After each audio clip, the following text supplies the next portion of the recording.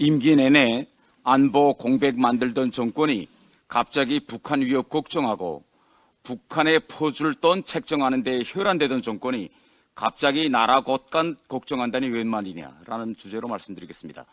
청와대가 윤석열 당선인의 집무실 용산 이전 계획이 안보 공백과 혼란을 초래할 수 있다며 제동을 걸었습니다.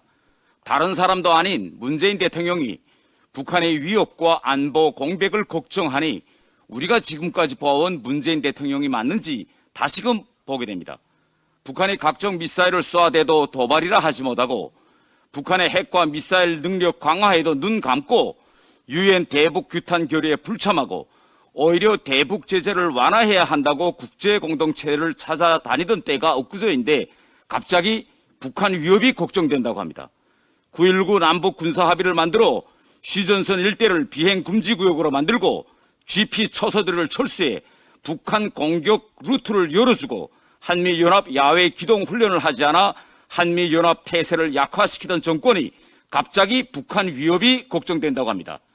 북한의 논리적인 무력 시위와 행사가 오히려 대화 시그널을 보내는 것이라고 하던 정권이 4월에 대통령 집무실을 이전한다고 하니 4월 중에는 북한의 연례적인 행사가 예정되어 있고 4월 중에는 한미 간 연례적인 훈련이 있어 4월이 한반도의 안보에 있어서 가장 위기가 고조되는 때라며 4월 위기설을 들고 나오고 있습니다.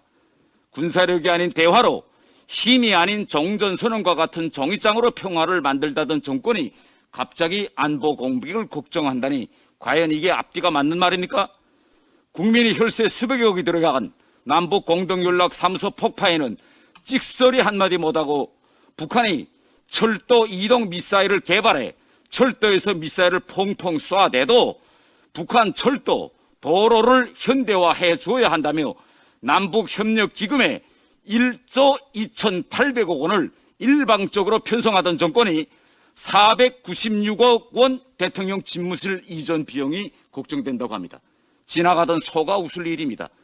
안보 공백이 어떻게 생기는지도 모르고 임기 내내 한미동맹을 약화시키고 전시작전권의 조교 한수를 떠들던 정권이 갑자기 안보 공백이 걱정된다고 합니다. 북한이 대통령 집무실 이전 시점을 기습도발의 시점으로 정할 수 있고 한반도의 안보 위기가 온다고 떠들어대는 현 정권을 보니 정말 대한민국의 안보가 지난 5년 동안 이런 안보 문외환들의 손에 쥐어져 있었다고 생각하니 말이 나오지 않습니다. 대한민국의 안보 위기는 한미동맹이 약화되고 주한미군이 철수하는 상황이 벌어져야 일어나는 것입니다.